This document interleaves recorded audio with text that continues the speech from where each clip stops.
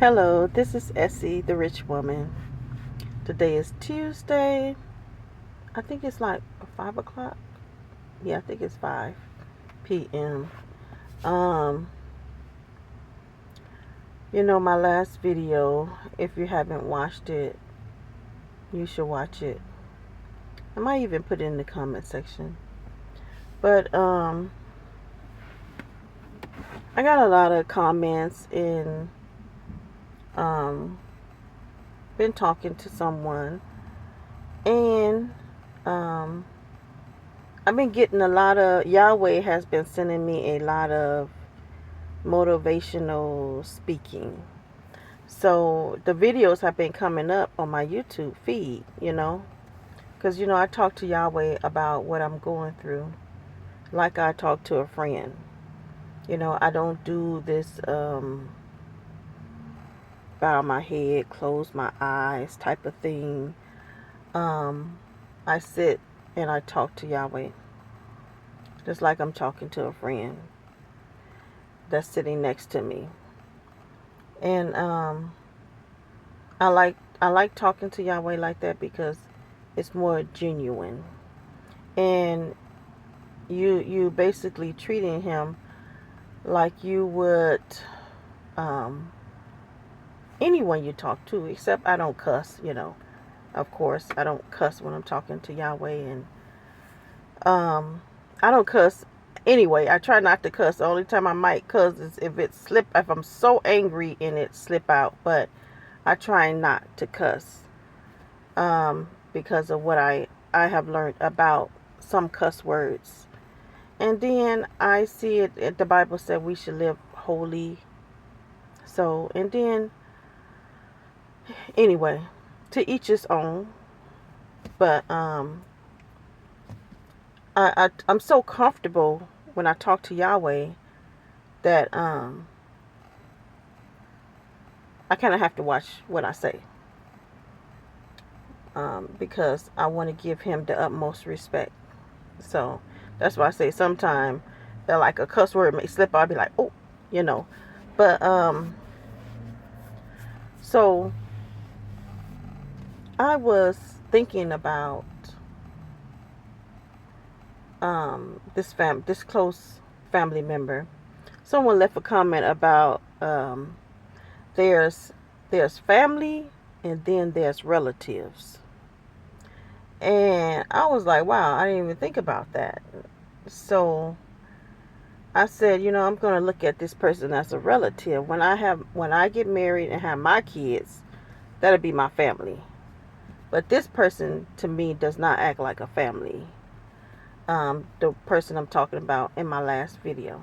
So I've been doing a lot of reflecting. I've been doing a lot of looking back at the past. Um, Things have been popping up in my head that this family member has done. And then I asked myself, is this what a person in your life, if this what this family member is this how they supposed to act? Is this the way a loving family member, close family member, is supposed to act? And my answer is always no. This is not love. This is not love. So so I just been thinking about the way this person has treated me. Then it's starting to make me look at other relationships and that I have had in my past and present. And am I putting people before myself? Um, it's starting to make me think, how people treat me. I should put them in the same box that they have put me in. You know what I'm saying? Um, if people don't put me first, I should not put them first. And for the people that want to see me, when people want you to do better in life, you can feel it, you can sense it. It has an energy. Um, Even though they say someone is saying good things in your face, But you can tell when someone is jealous, even though they might be saying, oh, might be saying something good. You can tell when they're jealous because the energy, it's hard to hide it. It's hard to hide jealousy. Um, so I just been deciding that I'm going to start putting people in that same box that they put me in. And I didn't realize that I was putting people before myself. I felt I was being respectful. Um, I know a lot of times this family member, she's not the only one that did this.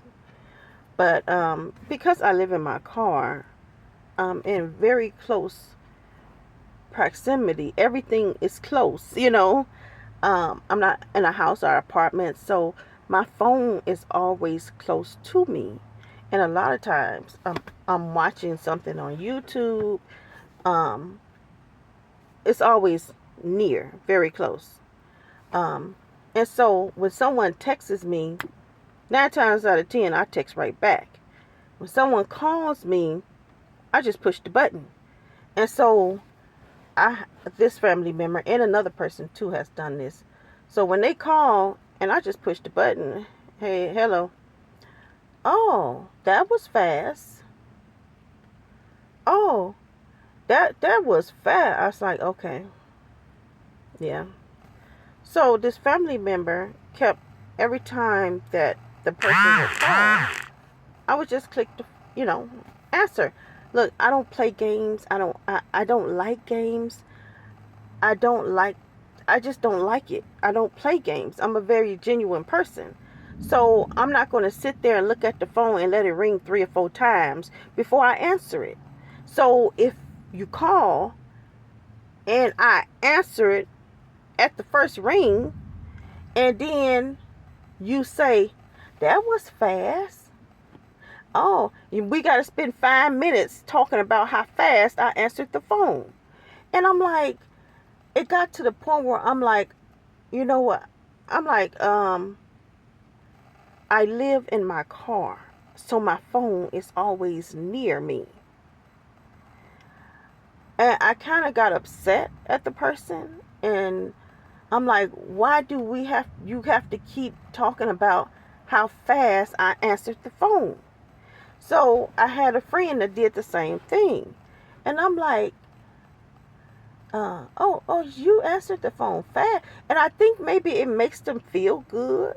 Like, I think that it makes them feel that I picked up the phone fast because I want to hear from them.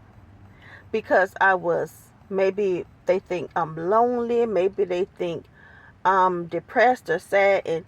And them calling me, I want to so badly to hear from them. So I answer so fast. But that's not the case. That's not why I answered fast. Because I answered fast because I live in my car and I don't play these games of looking at the phone and letting it ring 3 or 4 times before I answer it. If the phone is sitting here, right, like it is, right in front of my face, and I'm watching YouTube, and I look and the phone is ringing, I just answer it. So I think that makes them feel some type of way that I put them up on a pedestal, but I don't. So I said, well, and when I call them, the 2 people that says these comments, when I call them, they don't answer the phone like that. But then I'm looking at, they don't live in a car. So I can understand them not answering the phone real fast. Maybe the phone is in another room. Maybe they're doing something. If I'm doing something, I won't answer the phone real fast. Like if I'm at my storage unit and I leave my phone in the car and I'm in the storage unit, of course I'm going to miss that call. If I go in the store and I don't hear the phone ring, of course I'm going to miss that call. But I think that they feel like I'm putting them up on a pedestal, or or it makes them feel good or something. They have low self-esteem. I guess that's what I'm trying to get at. They have low self-esteem. Um, and so even after I told this family member the reason why I answered the phone so fast, um, and they said, "Oh, okay." So when I answered the phone fast, now I hear this person saying the same thing again, and I'm like, we can't even get into what you call me for. What do you want? Because we got to spend two and 3 minutes talking about. Well, she got to spend 2 and 3 minutes talking about how fast I answered the phone. It was something else that she did. I can't remember what it was, but I got mad about it and I said something. It was right when I answered the phone. It was something else. I can't remember. But today the weather is so weird. It's like 80 some degrees, I think, and so it's been warm. And I went and washed my van and everything yesterday, and then I looked at the weather and I was like, it's supposed to rain today? So it's cloudy, but it's still very warm, and it was lightning, and now it's sprinkling a little bit. I think the sprinkling has stopped now. But so anyway, I've been listening to a lot of videos with it's an Asian man. His, you know how this AI stuff, they can take people's voices and it's like they saying it, but this not really that person that's saying it. But it's an Asian man. He has a lot of motivational videos, but it doesn't show him actually live talking. It's like a still picture. And then Denzel Washington has a lot of motivational videos, but it's a still picture. So Denzel could not even be saying this, but they're using his voice. And so I've been listening to a lot of Denzel videos, and they're helping a whole lot. So like I was saying, I have looked back on how this family member has treated me, and how when I was moving up in life, this family member tried to bring me back past them. See, this family member doesn't want me to go past them. They want me to stay back here.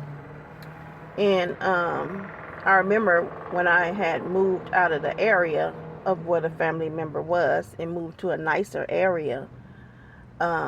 This family member, when a house became available next to this person, this family member said, "Why don't you move into the house next door?" And I'm thinking to myself, are you crazy? I had just moved like 25 minutes away, about 30 minutes away. I was 1 minute away from my job, literally 1 minute.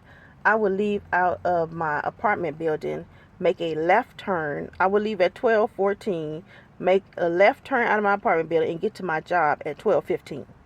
That's how close I lived to my job. And it was the best thing ever. I didn't have to get on the freeway and drive 25 minutes on the freeway to get to work every day. This family member, because I lived in a nicer area, this family member, when the house came, a little 2-bedroom house, became available next to the person, this family member asked me to, why don't you move back and get that house? And I knew exactly what they were doing. They didn't want me to get too far past them.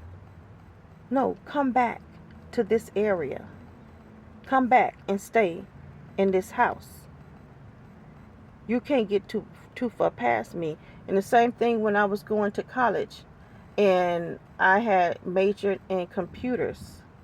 This family member told me, you need to pay bills around. You need to help with the bills around here. This family member was driving a school bus. You need to help with the bills around here. I'm going to take you to the school bus and have you fill out an application. I was doing good in college. Better than I did in grade school, making good grades. I had looked through the newspaper because one of my teachers suggested it in high school. Look through the newspaper, see which jobs are hiring the most, and I saw that it was computer jobs. So that's why I majored in computers. This family member gave me an ultimatum after I graduated from high school. You either go to school or you get a job. You can't stay here and not do anything. And I did not plan on staying there and not do anything. So I decided I'm going to go to college, and I actually wanted to go to Computer Learning Center, but the family member was dead set against it because um, the person experiences that if you go to um, one of these schools, get a loan, you're going to have to pay back all this money, and they're not going to get you a job. And I now I'm older, I agree with that. I understand that that's true for a lot of people that went to school, got these loans, got all these loans now, and it's a big burden. It really is, because they never go away. So I'm so grateful for that. But I went to a community college where I did not have a loan, and I was doing good there, majored in computers. And this family member, before I could finish the first year, I was at the end of it. Before I could finish the first year, the family member told me, you need to get a job and help around with bills around here. And so um, I she said, I'm going to take you to the school bus so you can fill out an application. And that's what the family member did. Took me to the school bus where this family member works, and had me to fill out an application. I went through the training, and I became a school bus driver. When I got my first check, the family member gave me a bill.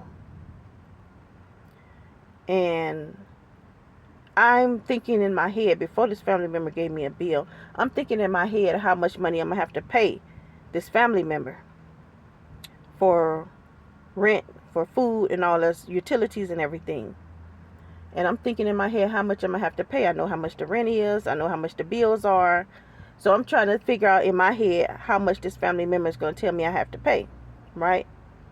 This family member gives me one bill. It was the light bill.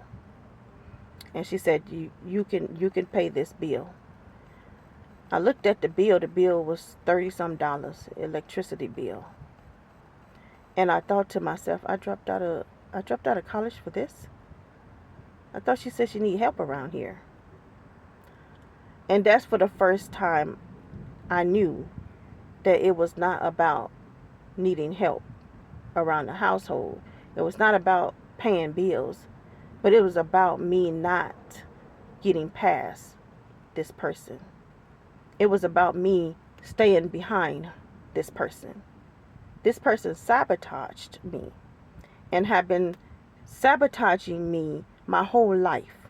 Whenever something good is happening to me or about to happen to me, this family member ghosts me, withdraw from me.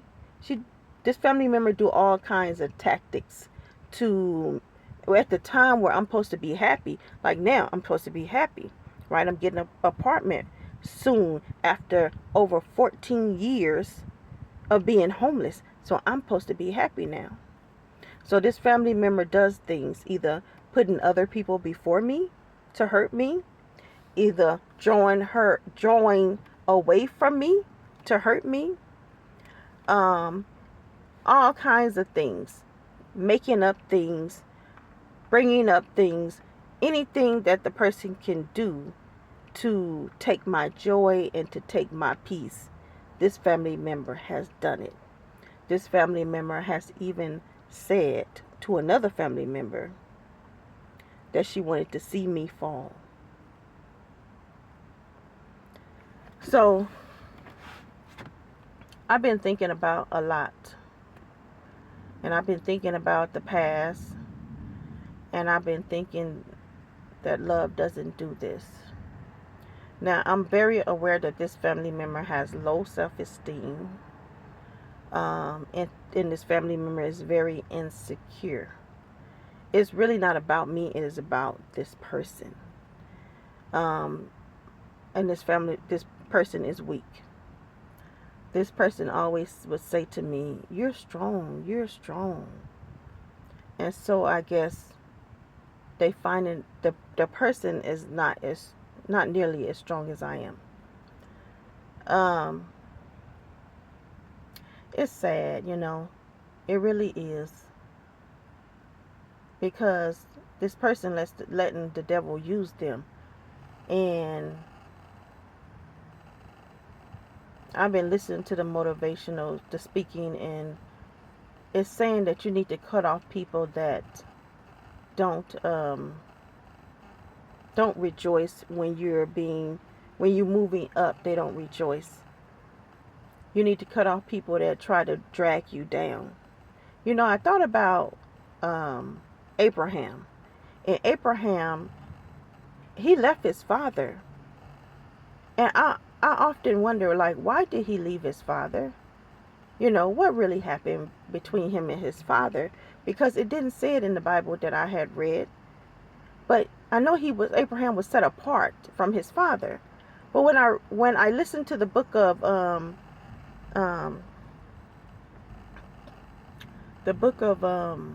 it's not in the Bible. The book of, I can't think of the book. I think it starts with a J. It kind of sounds like, the book of Jasher. The book of Jasher. Because I was going to say it sounded like Jasper. But the book of Jasher. I listened to the book of Jasher on YouTube. And that's when it told a lot about Abraham, Isaac, and Jacob and their family. After that, it just told so much more about that with that family that is not in the Bible. And so I found out why Abraham withdrew from his father, left his father. His father, the king was supposed to put the father in the fiery furnace for something that he had did. But the father lied on Abraham and Abraham's oldest brother. And Abraham and his oldest brother was put in the fiery furnace. But Yahweh was with Abraham. So Abraham did not burn. Just like Nashak, Meshach, and a billy goat. I don't know if I'm saying their name right. But you know those three. But just like them, Abraham and his brother was put in the fiery furnace. But his brother died. His brother was consumed. But Abraham wasn't. And it was another person in there with Abraham. And I know, who that was. But that's why Abraham left his father. Because his father, how can you, as a father, you're supposed to love your kids, right? How can you lie on your kids and send them into the fiery furnace and not yourself? You're the one that did wrong. But Abraham's father was weak. He was weak. And Abraham's father did not mean him no good. Because that's not love. Love doesn't do that. And so Abraham withdrew from his father. And plus his father did not believe in Yahweh too. But Abraham left his father. And I said, if my mother or father did that to me, I would leave too. Lie on me and have me to go into a fiery furnace when they should have went in there, I would leave too. So sometimes it's not meant for family to be in your life if they don't love you. It's not meant for them to be just because they're family. If they don't love you, if you can look back over your life and all you see is you crying and suffering behind what a family member has done to you, that's supposed to love you. You love them, but they don't love you. And you crying, you depressed. At times when you should be happy and rejoicing, and the person is putting you down. You need to get away from that family member. I want my blessing, and I want Yahweh to bless me. And I don't want anyone to block my blessings. If Yahweh was revealing this family member to me, maybe he wants me to be strong and walk away. Because this is not love.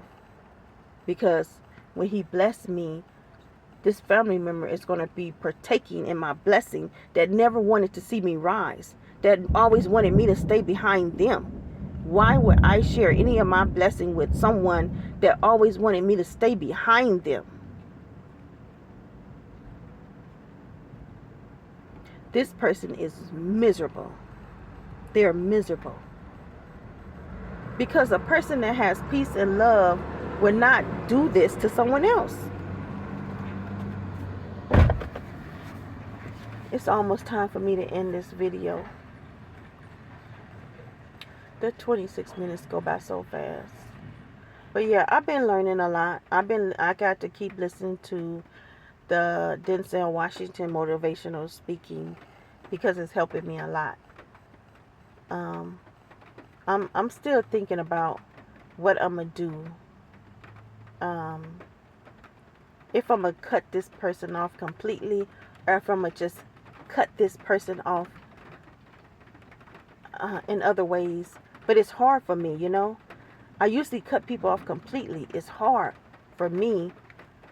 I'm gonna have to talk to y'all another day. Y'all have a good day. Bye.